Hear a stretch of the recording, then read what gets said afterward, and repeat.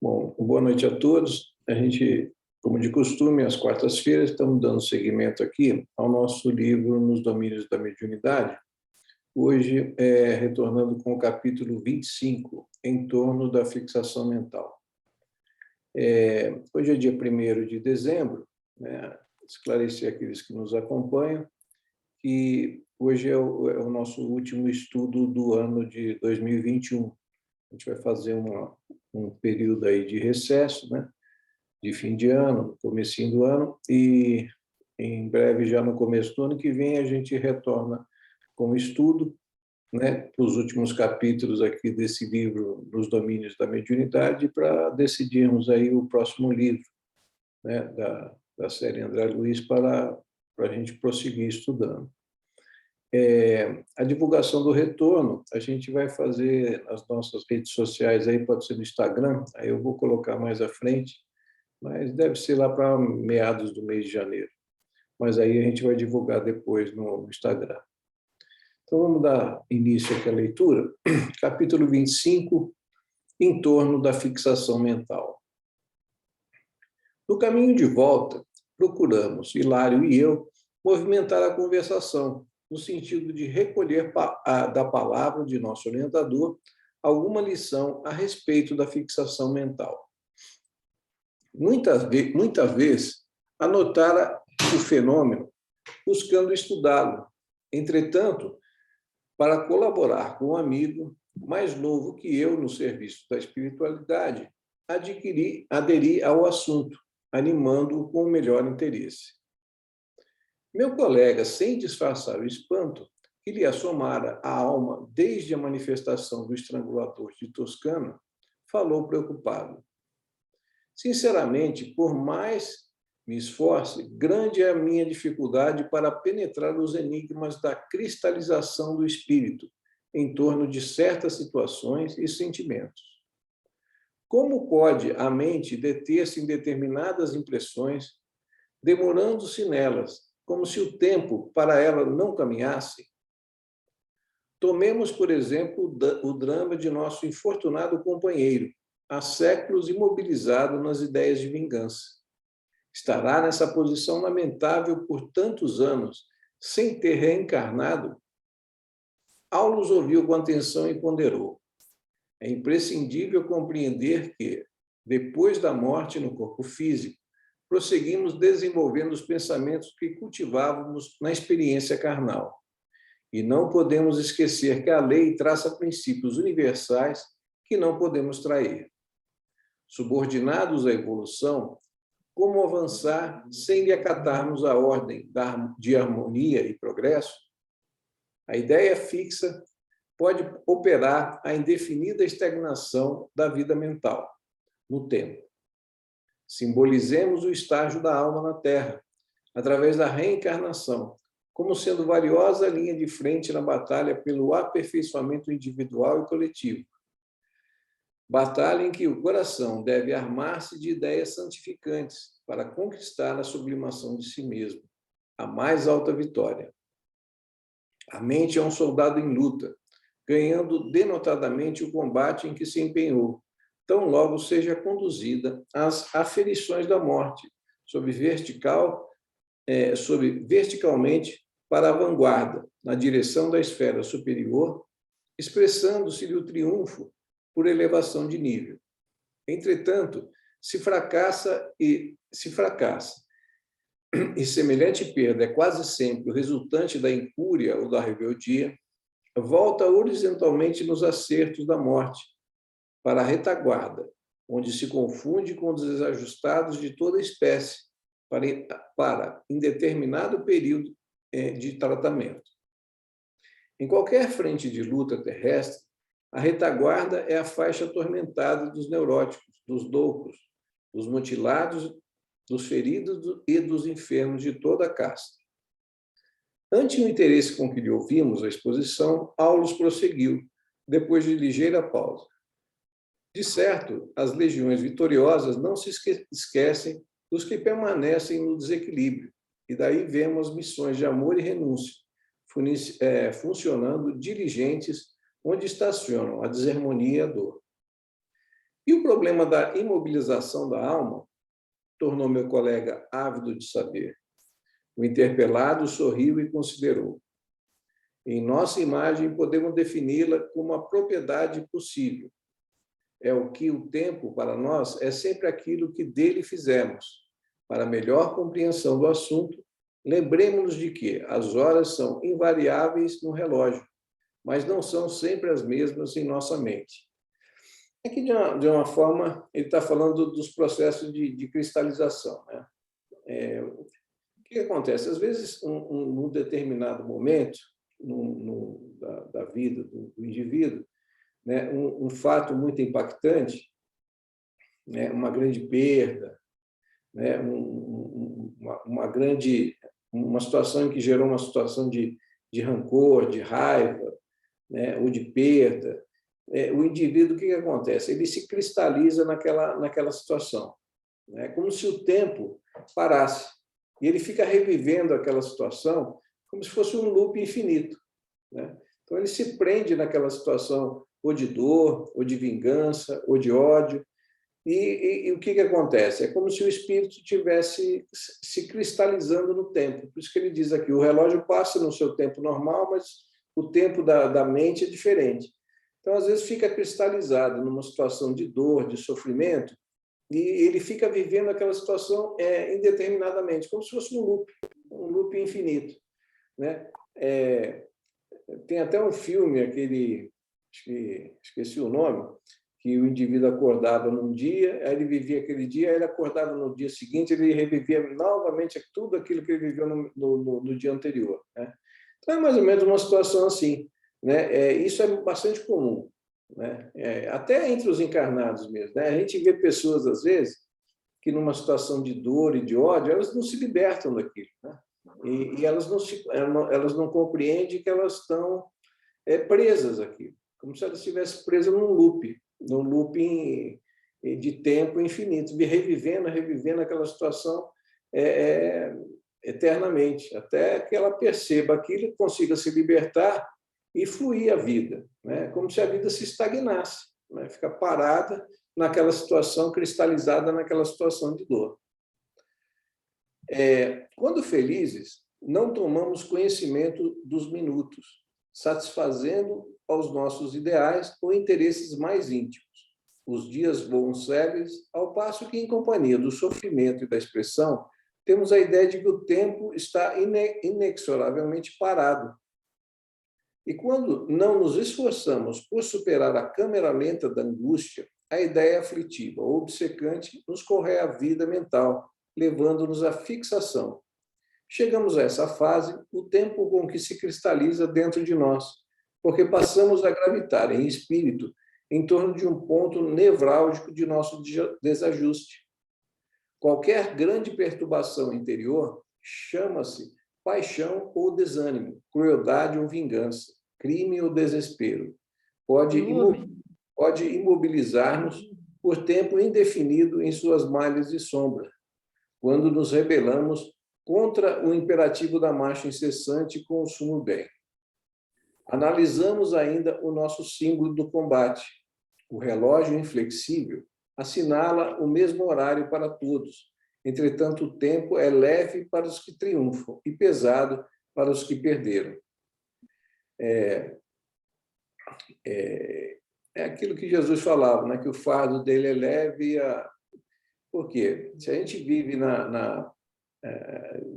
imerso nas nossas dores, nos nossos sofrimentos, né? A gente tem um fardo pesado para carregar, né? Se a gente consegue se libertar delas, o tempo ele flui mais leve, mais agradável, né? Para todos nós. Com os vencedores, os dias são felizes e louvor, e com os vencidos são amarguras e lágrimas. Quando nos não desvencilhamos dos pensamentos de flagelação e derrota, através do trabalho constante pela nossa renovação e progresso, transformamos-nos em fantasmas de aflição e desalento, mutilados em nossas melhores esperanças ou encafurnados em nossas chagas íntimas. E quando a morte nos surpreende nessas condições, acentuando-se-nos, então, a experiência subjetiva. Se a alma não se dispõe ao esforço heróico da suprema renúncia, com facilidade emaranha-se nos problemas da fixação, atravessando anos e anos e, por vezes, séculos, na repetição de reminiscências desagradáveis, das quais se nutre e vive. Aquilo que a gente estava comentando, né? Se cristaliza naquela situação de dor e fica vivendo aquele loop infinito ali, cristalizado naquela situação de dor, de sofrimento, né? Às vezes por séculos, né? Não se interessando por outro assunto, a não ser o da própria dor, da própria ociosidade ou do próprio ódio. A criatura desencarnada, em si mesmando-se, é semelhante ao animal no sono letárgico da hibernação. Isola-se do mundo externo, vibrando tão somente ao redor do desequilíbrio oculto em que se compraz. Nada mais ouve, nada mais vê e nada mais sente, além da esfera desvairada de si mesmo. Revestindo-se o assunto de imenso interesse para minhas observações pessoais. Em muitas ocasiões, sondara de perto as consciências que dormitam após a morte, quais múmias espirituais, e lembrei-as ao assistente, que nos disse, atencioso: sim, a mente estacionário na deserção da lei, durante o repouso habitual em que se mobiliza, além do túmulo, sofre angustiosos pesadelos, despertando quase sempre em plena alienação, que pode persistir por muito tempo, cultivando apaixonadamente as impressões em que julga encontrar a própria felicidade. E qual o remédio mais adequado para a situação? Inquiri respeitoso.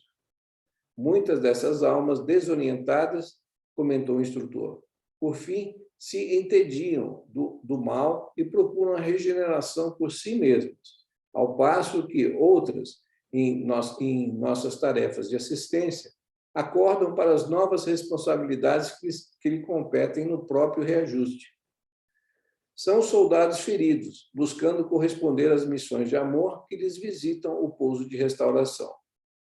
Entendem o impositivo da luta dignificante a que foram chamadas e, ajudando aos que os ajudam, regressam ao bom combate, em cujas linhas se acomodam com o serviço que lhes é possível desempenhar.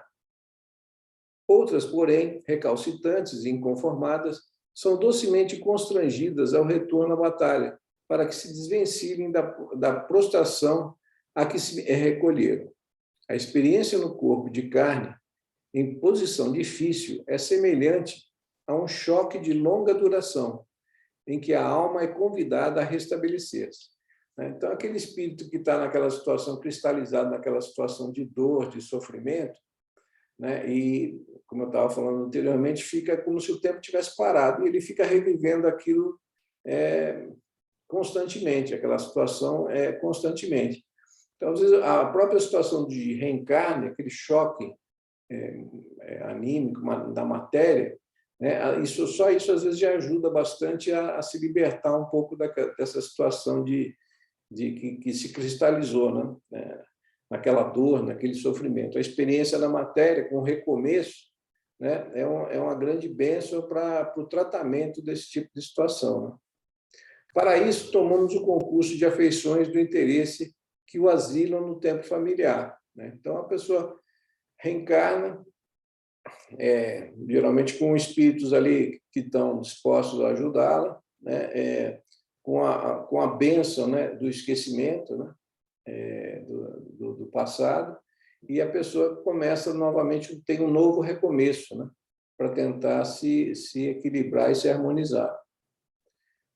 Mas, nesses casos, a reencarnação será compulsória, assim como um ato de violência, perguntou Hilário com atenção. Que fazemos na Terra, disse o assistente, quando surge um louco em nossa casa? Não passamos a assumir a responsabilidade do tratamento? Aguardamos qualquer solução do alienado mental, no que tange às medidas indispensáveis à restauração de seu equilíbrio? É certo que nos cabe o dever de honrar a consciência livre, capaz de decidir por si mesma os variados problemas da luta evolutiva. Entretanto, à frente do irmão irresponsável e enfermo, a nossa colaboração significa amizade fiel, ainda que essa colaboração expresse doloroso processo de reequilíbrio em seu favor. Após ligeira pausa, continuou. A reencarnação, em tais circunstâncias, é o mesmo que conduzir o doente inerte a certa máquina de fricção para o necessário despertamento. É aquilo que a gente estava comentando, né? Intimamente justaposta ao campo celular. A alma é o feliz prisioneiro do equipamento físico, no qual influencia o mundo atômico e é por ele influenciado, sofrendo os atritos que lhe objetivam a recuperação.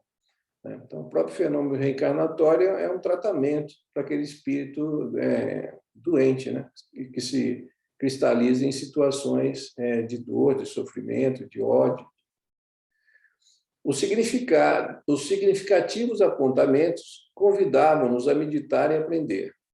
Impressionado, considerei, em virtude de semelhantes fixações, que vemos entidades padecendo deplorável amnésia. Quando se comunicam com os irmãos encarnados, não conservam exata lembrança dos assuntos em que se lhes encravam as preocupações, e quando permutam impressões conosco, assemelham-se a psicóticos renitentes.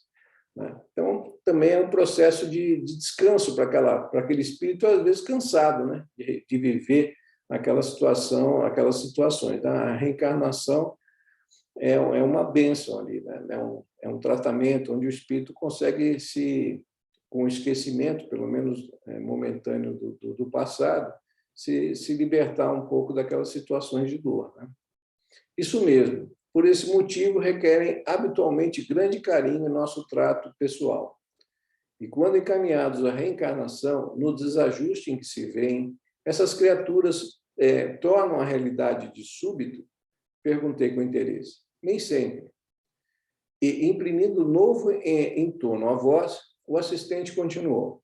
Na maioria das vezes, o soerguimento é vagaroso. Podemos comprovar isso no estudo das crianças retardadas, que exprimem dolorosos enigmas para o mundo.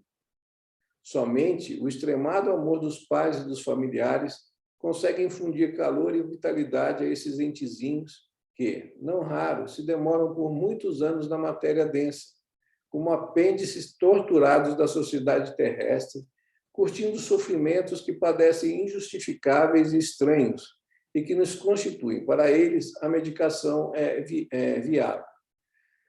Aqui o processo de explicação, né? Desses reencarnes difíceis, de crianças com retardamento mental, com deficiência mental, né? Então, assim, nada mais a gente vê que isso é a própria misericórdia divina atuando, né? Aquele espírito conturbado, aquele espírito, ele está naquele momento, ele está tendo um momento de descanso daquele desequilíbrio, daquela dor. O próprio contato com a matéria anímico ali vai ajudar a recuperação, né? Quando a gente reencarna, assim, de uma certa forma, o nosso corpo físico ele funciona mais ou menos como um mata-borrão, né? das nossas dificuldades, dos nossos distúrbios perispirituais, né? Então, assim, o próprio processo de encarnação, de esquecimento, para essas crianças é um tratamento e um alívio, né? Pelo menos momentâneo, nesse processo físico, que explica muito bem essas situações, né? Se a doutrina espírita não nos explicasse isso, ficaria até difícil em acreditar em Deus, né? E na sua própria misericórdia, né? Por que uma criança nasce numa condição assim?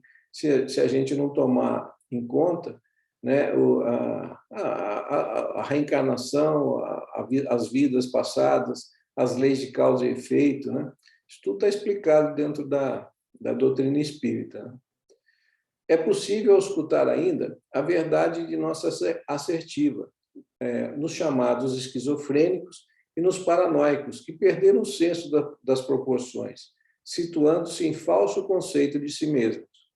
Quase todas as perturbações congeniais da mente na criatura reencarnada dizem respeito à fixação que lhe antecedem antecederam a volta ao mundo. Em muitos casos, os espíritos enleados nesses óbices seguem do berço ao túmulo, em recuperação gradativa, experimentando choques benéficos através das terapêuticas humanas e das exigências domésticas, das imposições dos costumes e dos conflitos sociais, deles retirando as vantagens do que podemos considerar por extroversão, indispensável à cura das psicoses de que são portadores. A conversação era instrutiva e sugeria-nos importantes estudos. Entretanto, serviços aguardavam o assistente, motivo por que interrompemos. Então, aqui também, nesse final aqui, a gente pode ver também que esses processos não dizem respeito tão somente a esses espíritos, mas os próprios familiares que estão envolvidos nisso, né? Eles também são prova e expiação para as próprias famílias que recebem esses espíritos aí em desequilíbrio, em desajuste, né? Muitos pais e muitas, né, famílias que recebem, e muitas das vezes foram responsáveis até pelos próprios processos de desajustes que esses espíritos são portadores, né? Então, é um processo que engloba tudo, né?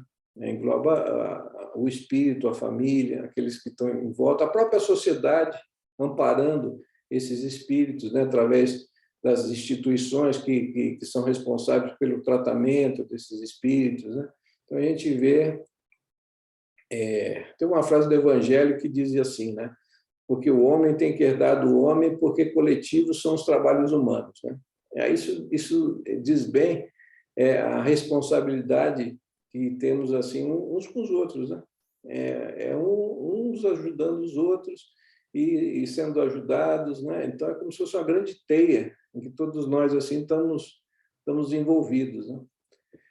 Então, é bem interessante esse capítulo aqui, essa questão da cristalização, né? Que trata esse capítulo aqui, da fixação mental, é uma coisa que a gente vê isso com muita frequência, né? Até nos consultórios médicos a gente vê aquelas pessoas fixadas naquelas dores, naqueles sofrimentos, às vezes, de mágoa, né? com um familiar, né? Mães com filhos que, às vezes, abandonados, se sentem abandonados na velhice e ficam naquela mágoa, naquele sentimento e a vida praticamente para. Eles ficam só fixados naquele sentimento, naquela dor, né? E o tempo ali não passa, é como se ficasse cristalizado na dor mesmo. Um processo de cristalização mental que a pessoa não consegue se libertar. Se ela não for... E assim, é um processo que depende dela própria. Se ela não tomar consciência disso e entender que a vida é um fluxo que tem que seguir, e a gente não pode ficar cristalizado em situações de dor, né? Ela vai ficar sofrendo ali um bom tempo. Então, esses processos de fixação mental, de cristalização, a gente observa isso praticamente quase sempre, né? Principalmente a gente que lida com o ser humano, né? Nos consultórios, nas coisas, é bastante comum. Bem interessante esse capítulo aqui. Alguém quer comentar isso? Isso que você falou agora, né, Newton? Que a gente vê isso muito nos consultórios, nos atendimentos, né? A gente, às vezes, esquece que a vida espiritual nada mais é que uma continuação da nossa vida aqui, né? Tantas pessoas começam esse processo, muitas vezes, aqui, às vezes cristalizados numa situação de rancor, de remorso, né? Isso continua no mundo espiritual, né? Como ele comentou aí, né? É uma continuação. Exatamente. E ele depois dá também um remédio que eu achei bem interessante, né? De como terminar essa fixação mental, né? Eles falam ali, primeiro, o espírito fica entediado, né? Quer dizer, o espírito cansa de sofrer, né? Ele, por si só, tenta sair daquela situação, né? Depois ele cita tarefas de assistência. Então, como é importante a prece, né? O acolhimento fraterno, os trabalhos mediúnicos para essa abordagem, né? E, por último, a reencarnação, né? o choque biológico, né, que a gente recebe para tentar se realinhar, né, para tentar se harmonizar, né? E como é importante também a gente educar o pensamento, né? Educar o pensamento, tentar se harmonizar para não entrar nessa fixação mental, essa monoideia, né? Até no nosso dia a dia, né? Nas nossas situações como encarnados mesmos, né? É que a gente tem muitas ideias fixas, assim, né? Tem gente que às vezes reclama de tudo, tudo está ruim, tudo reclama, tudo. Nós temos fixações mentais, todos nós, né, em maior ou menor grau, né, todos nós estamos envolvidos, às vezes, em processos de tudo para a gente está ruim, a gente às vezes manias de reclamar de tudo, né? Então, todos nós, de uma certa forma, temos algum tipo de pensamento, às vezes, vamos dizer, recalcitrante, de ideias que ficam, às vezes, não tanto numa situação extrema como essa, de cristalização e tal, mas isso a gente tem que aprender a se perceber nisso e tentar policiar e tentar não quebrar esses ciclos, né, que a gente tem, às vezes, de ideias negativas que todos nós temos, né? Que todos nós temos. Bem interessante mesmo esse capítulo, como todos, né? Você vê que são capítulos bem curtos, a gente fica se repetindo, mas não tem tem tanto ensinamento aqui, né? Da bênção da reencarnação, né? Às vezes, mesmo nessas situações dolorosas aí, a reencarnação é uma bênção, né? Como para esse espírito, assim, só o tempo, a bênção do esquecimento do passado momentâneo ali, já é um período de refazimento para o espírito, né? De descanso daquela coisa. O que você E falando muitas ali. vezes a pessoa não tem essa percepção, essa ideia, né, de reencarnação, do contínuo da vida. Muitas vezes não entende essa situação, né, Newton? Não, Vê aquele filho, aquele parente, né, naquela situação ali, e a gente sabe que é uma bênção na realidade aquilo, né, um grande tratamento para aquela pessoa, né? é a doutrina espírita que traz esses Exatamente. esclarecimentos todos para a gente, né? Esclarecimento e consolo. Me consolo. Então a gente compreende, a gente se fica resignado, entendendo por que aquilo Exatamente. acontece. Né? Não A importância do amor, do carinho, né, dos familiares com aquela pessoa, né? Como ele está sendo atendido, até as terapias, né? Até as terapias que nós usamos, como fisioterapia, a psicólogo, terapeuta psicoterapia. ocupacional, como é importante reabilitar também esse espírito, né? E está todo mundo envolvido, né? Até a gente que reencarna como médico, como psicólogo, como enfermeiro, a gente também está resgatando os nossos débitos passados, as nossas dificuldades que nós temos. Né? Exatamente. É um processo que Deus, assim, a misericórdia de Deus é imensa, né? Une tudo. E A une própria tudo. equipe médica, com certeza, não tem a menor dúvida disso, né? Você vê como a dificuldade da gente controlar, né, o nosso pensamento, educar o nosso pensamento. Ele fala aqui, a mente é o soldado em luta. Né? Quer dizer, uma frase forte, né, para você ter essa batalha realmente que a gente ainda passa, não? A gente que está envolvido com esses trabalhos aí de cura, né, assim, de tratamento e tal, a maioria de nós somos assim os espíritos mais assim necessitados, né? A gente está vindo como para resgatar o que a gente já às vezes já fez sofrer, né? A gente Então, pode resgatar ou pela dor ou pelo ou pelo amor. amor. Uma outra coisa interessante que você falou também ali, né, o espírito cansa de sofrer, né? É o que a gente vê muito assim nos processos assim, de dependência química, né? Começa com aquele processo de prazer que a pessoa tem e se fica presa àquilo e tal. No começo é muito agradável. Depois a pessoa começa a entrar num buraco, numa descendente tão grande que ela começa a se cansar daquela situação. Ela só sai quando realmente ela se cansa de sofrer, né? Ela começa a entrar num processo tão doloroso que ela fala, não, chega, agora eu não aguento mais sofrer. E aí ela vai buscar ajuda, vai procurar se mobilizar para sair daquilo, não é só buscar ajuda, né? A própria mobilização interior, da força interior, para conseguir sair de uma situação de dor, de sofrimento, né? Então, assim, a dor nada mais é do que às vezes, um gatilho para a pessoa andar, né? Para a pessoa tomar consciência e andar. E o próprio Evangelho tem várias passagens assim do próprio Cristo, né? Levanta-te, anda, vai, não sofre, vai, não peques mais, né? Quer dizer, buscar essa força interior, né? Que a gente tem, né? Que a A gente tua precisa fé te curou. A tua fé te curou. Exatamente. A tua fé te curou. Ou seja, o processo de cura, né? Muitas vezes o Cristo promovia curas e tal, mas se a pessoa não quer se curar, ela não é assim, a tua fé te curou. Aquela passagem da cura dos 10 leprosos, né?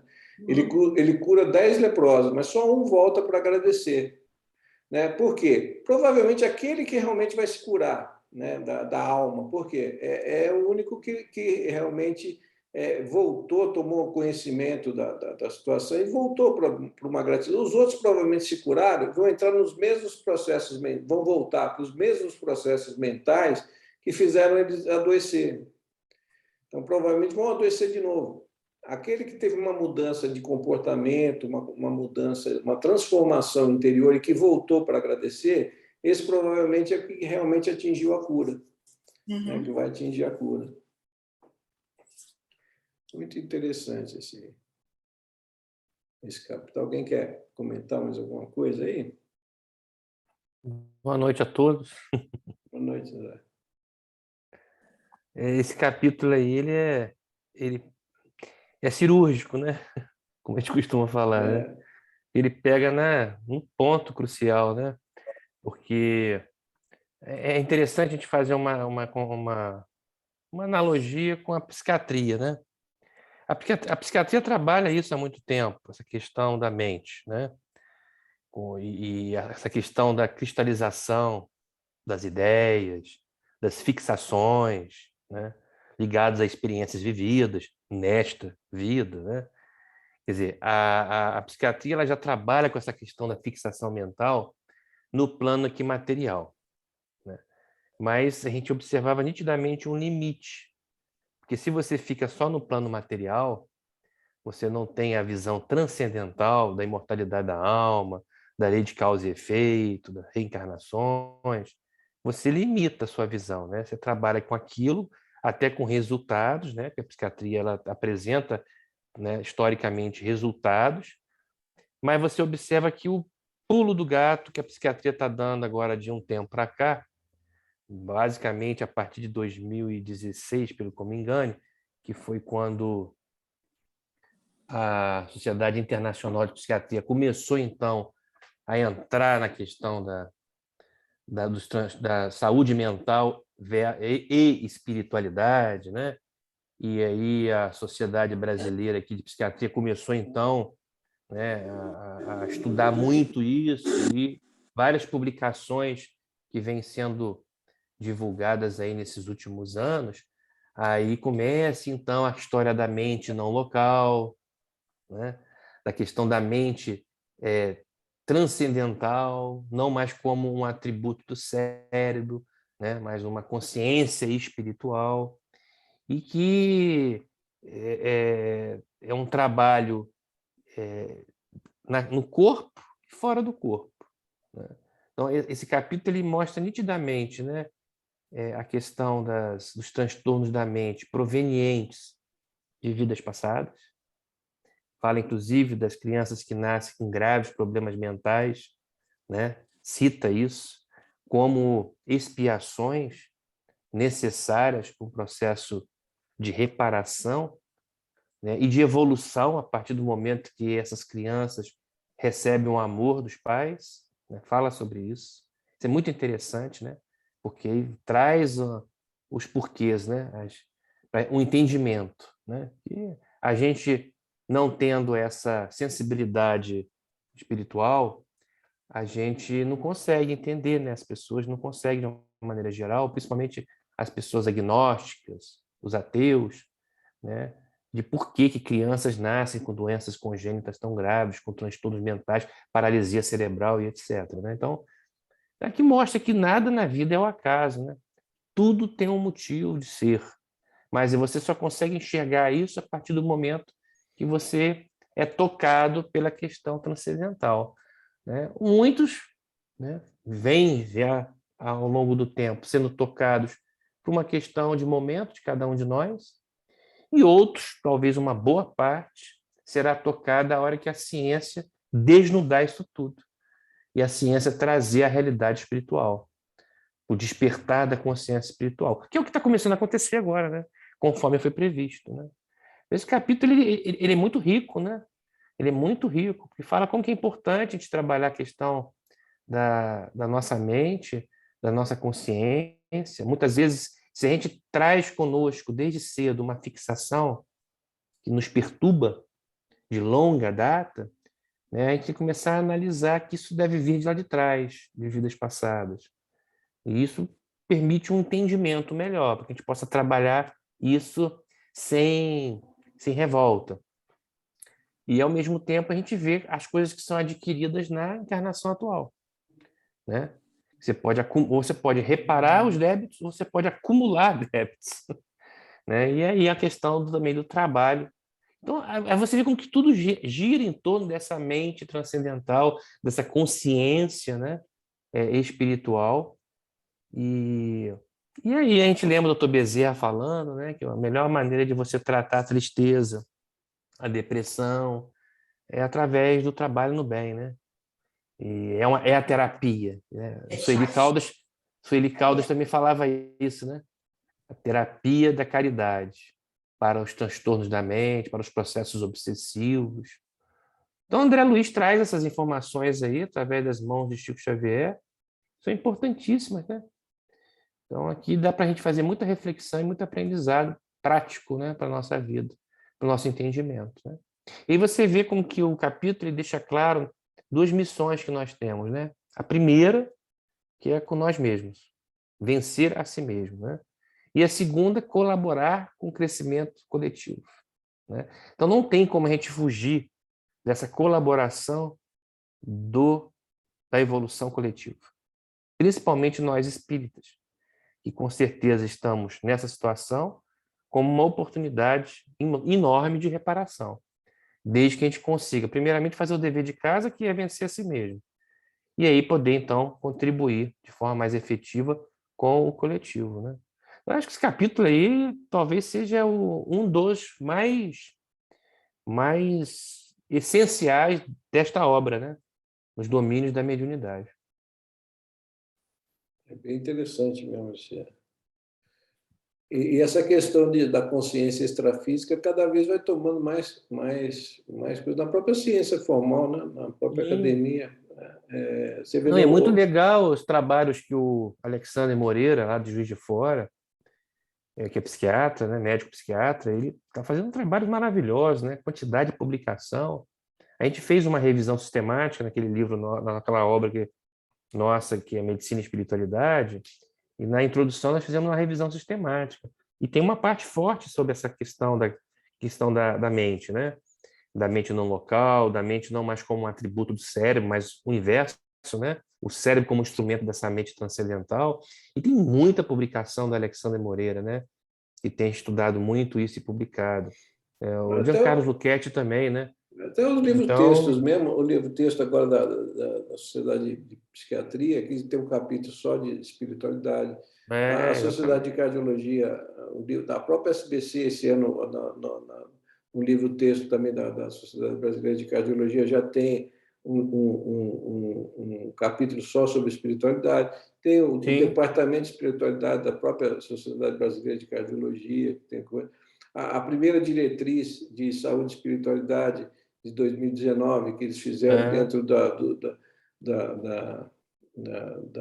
das diretrizes de prevenção de doença cardiovascular, né?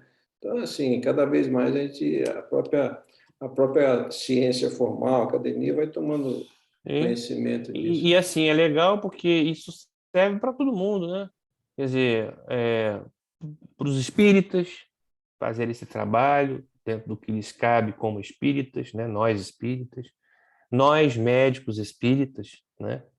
Nós utilizarmos isso no exercício, inclusive, da nossa profissão. Hoje a gente já tem um respaldo científico, técnico, já um reconhecimento do Conselho de Medicina, e os psicólogos, né?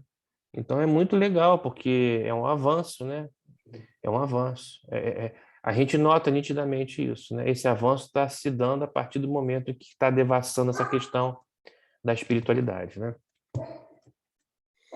É isso aí. Alguém quer fazer mais algum comentário? Então, como eu tinha dito no começo aqui, esse é hoje, o dia 1º de dezembro, esse é o nosso último estudo do ano. A gente vai fazer um recessozinho aqui de fim de ano, começo de ano, e a gente vai decidir ainda a data da volta, onde a gente vai estudar aí os 5 capítulos aí restantes ainda dessa obra, encerrar, e vamos dar seguimento depois com o estudo do novo livro aí da série André Luiz, né? Então vamos, e como eu falei também, depois a gente vai colocar a data do retorno no nosso Instagram, lá a gente comunica a data do retorno, e no próprio canal, quem estiver acompanhando, é só entrar ali e ver o retorno, a data de retorno do estudo. Vamos fazer a nossa precezinha de encerramento. Quem quer fazer aqui a prece aí? Alguém quer fazer? Quem entrou por último, André? Quem sabe? Quem entrou por último? Quem entrou por último? Foi o Flávio? Foi Flávio, né? Então Flávio... Quase que eu não consigo. O nosso tesoureiro sempre chega por último. Ele está cuidando das finanças. Você acredita? Depois eu falo, deixa sair a gravação. Vamos fazer a oração. Vamos lá, Flávio, vamos fazer a nossa prece, Flávio. Amigo Jesus, agradecemos, Senhor, esse instante, essa boa leitura, esses ensinamentos, Senhor, que Tu nos traz através dessa obra, que tanto nos enriquece, que tanto nos ajuda a crescer em direção a Ti, Mestre Jesus. Fica conosco mais essa semana e que possamos ter um recesso tranquilo, voltando assim que pudermos para nossos estudos e assim, Senhor, continuar colhendo frutos de crescimento, de amor e caridade. Que assim seja. Assim seja. Então, aqui a gente vai interrompendo a nossa gravação e depois, mais adiante, a gente vai retornando aí com os estudos. Uma boa noite a todos e até a nossa próximo encontro. Boa noite. E